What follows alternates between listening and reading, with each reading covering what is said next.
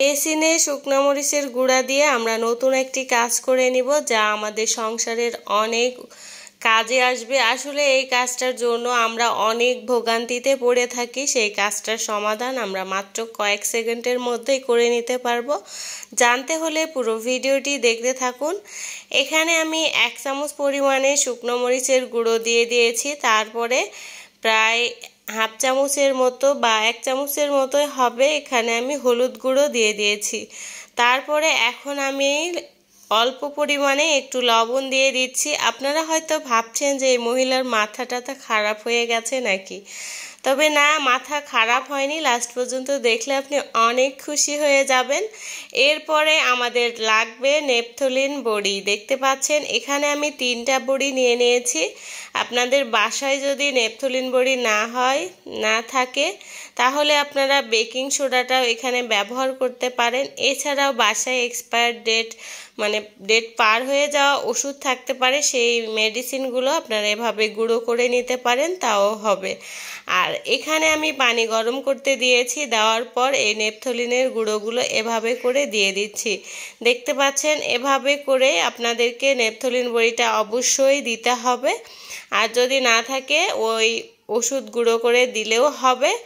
এরপরে আমাদের একটা পুরনো ব্রাশ লাগবে। তারপরে আমি এগুলো সবগুলো কিন্তু বেসিনের দেখতে পাচ্ছেন মুখখাটার ভিতরে এভাবে করে দিয়ে দিচ্ছি। সবগুলো এভাবে দিয়ে দেওয়া হয়ে গেল। এখন আমাদের একটা দইয়ের হাঁড়ি লাগবে। তো আপনারা বড় ছোট যে কোনো সাইজের দইয়ের হাঁড়ি এখানে নিতে পারেন। এরপর এটা এখানে দিয়ে দিতে হবে। 1 রাত এভাবে আপনাদের রাখতে হবে। যেদিন আপনারা দিবেন সেই রাতটা পুরাটাই রাখতে হবে। রাখার পর দেখতে পাচ্ছেন পরের দিন সকালবেলা আপনাদেরকে এরকম একেবারে টকবগে গরম পানি করে নিতে হবে। নেওয়ার পর এই বেসিনে এই গরম পানিটা ঢালতে হবে। তবে আমরা কেন এগুলো দিলাম আর কেনই বা গরম পানি ঢালবো? অনেক সময় বেসিন থেকে অনেক পোকামাকড় উঠে আসে, বেসিনে অনেক দুর্গন্ধ হয়, আর অনেক সময় বেসিনে পানি আটকে যায়, পানি যেতে চায় না, এভাবে করে পানি থেকে যায়। এ সময় আমরা মিস্ত্রি ডাকাডাকি করি, অনেক টাকা অপচয় হয় সংসারের।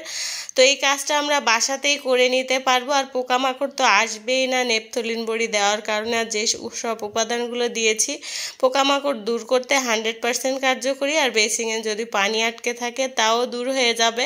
এখানে গরম পানিটা দেওয়ার পর আপনারা অন্তত 1 ঘন্টার মতো অপেক্ষা করবেন।